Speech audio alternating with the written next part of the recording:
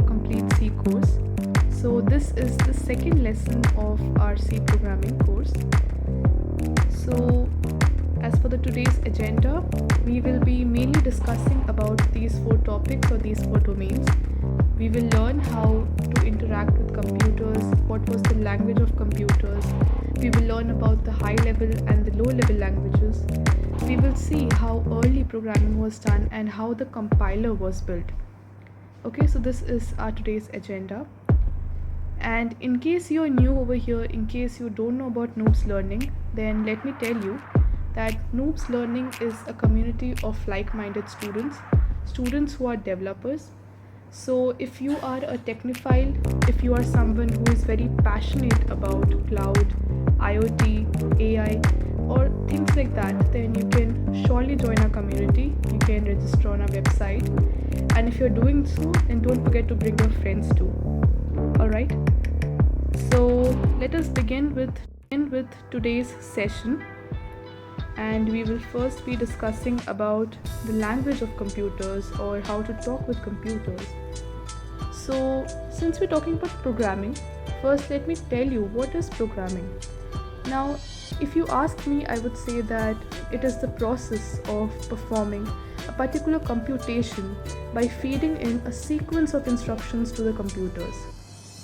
Now, what is this instructions that we give, and how can we talk to computers? How can we interact with computers?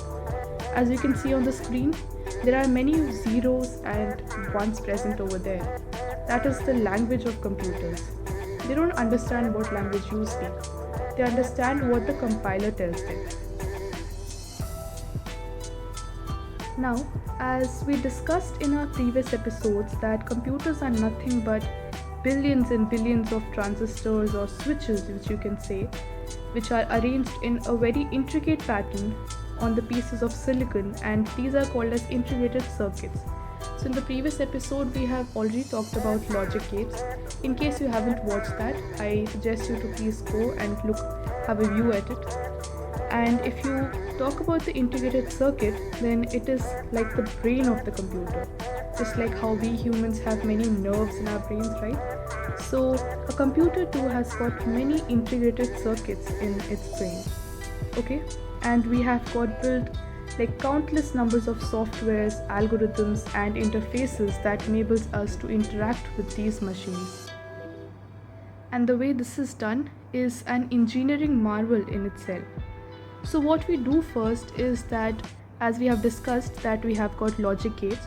So first, these logic gates are combined to form tasks like addition, subtraction, or basic reading and writing tasks. And these small functions can then be used to create more complex functions. And these functions can be used to perform some complex tasks. So it is that simple as it is. Okay, this is what coding is all about. And we are just working on a layer. You will have many predefined functions which you can use to perform tasks. Like suppose for printing hello world. Now if you are into C programming, if you already know the basics of it, then you know that we use a function called printf, and then you can just open these brackets, put these quotations, and then you can just write anything into that and that gets printed, right? That is printf, the predefined functions which is already present. And you can print anything like hello world, which is the thing which you print as a programmer. It is like the stepping stone. In case you are into Python programming, you just need to write print and then open the brackets. Okay, and then that's it. The thing which is present in the brackets will get printed. Now, because the most basic unit of a computer is a transistor, which is nothing but a switch that is capable of doing 2 states, that is either on or off. So you can say that these machines are quite dumb because they understand only the language of zeros and ones. So basically every single operation on your computer will just get down to these zeros and ones which you are saying, right? Billions and billions of zeros and ones. So suppose if I ask you to write a code which consists of only zeros and ones, and that is only the language which you can use to write the code. So what happens is that it becomes very difficult and you may eventually lose your interest. So for that reason, they created programming languages so that it would become much more easier and less tedious for us to do work with. Now let us talk about building these high-level programming languages. So get ready for an exciting story about the early days of software engineering.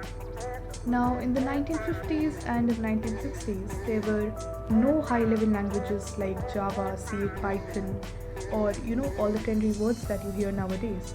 And they didn't even have keyboards, gosh, poor programmers. But you know what they had to use at that time? They had to use these punch cards. Okay, so yes, it's true that programming was done using these punch cards, where you can say that a hole was used to represent 1, and a place where there is no hole was used to represent 0, right? So it doesn't sound very much fun, right? So that means that for every mistake that you do in the punch card, they just had to fix it with a paper tape, right? It is such a boring thing to do with. But despite these challenges, they made significant contributions. Soon they had to work with larger tasks. Programming this way was no fun. You see, now if you want to write a code in Python, you are just writing print and then you're giving the parentheses and these words, and then whatever you write inside is just going to be printed, right? It just works like that. It's so simple. Okay, and it doesn't only work on your PC or my PC, but it works on everyone's PC. And this is not at all the case when you were working with low-level programming languages. Low-level languages like assembly need deep knowledge about memory stack. The CPU you're working with, the role on one machine will never work the same on the other machine. Man, I have no bigger trauma to explain. So yes, these programmers were fed up with this and they felt a need to create the high-level programming languages. So Fortran was, the first high-level language that got really popular, okay? This was the first high-level language that got really popular.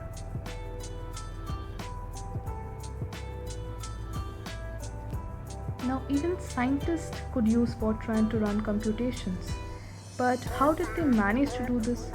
How can we run high-level languages on a computer which only understands the concept of zeros and ones? And this thing can convert a high-level language basically to zeros and ones. So basically, Fortran was just like a compiler, okay, that could convert these high-level programming languages into concept of zeros and ones, which you can see over here, which is understood by the computer. Well, as easy as it sounds, developing a program like compiler is itself an engineering marvel, or you can say a full universe of engineering. And yes, according to studies, this is beyond human capability of understanding its working. Surprised, right? I'm just kidding. Now let us talk about building the compiler. So you see, compiler is just like the arc reactor of an Iron Man suit.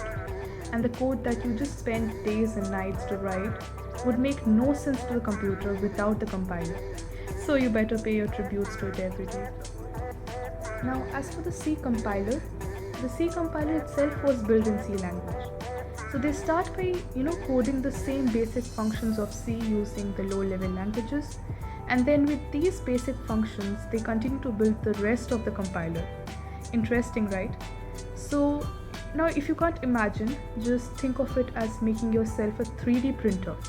So what you do is you start making some of the important parts of the printer manually, and then you use the printer itself to print out its outer body parts to make it a complete working 3D printer.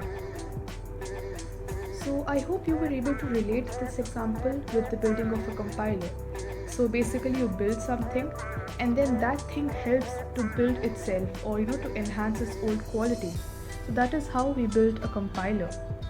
Okay, now before I end this lesson, let me give you a small tip for the day. As a friend, let me give you this tip.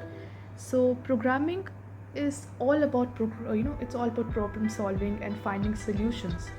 And I'm sure you must have heard of the quote that practice makes a man perfect. So if you want to get better and better at this problem solving, then you need to practice it each and every day. So, what are you waiting for?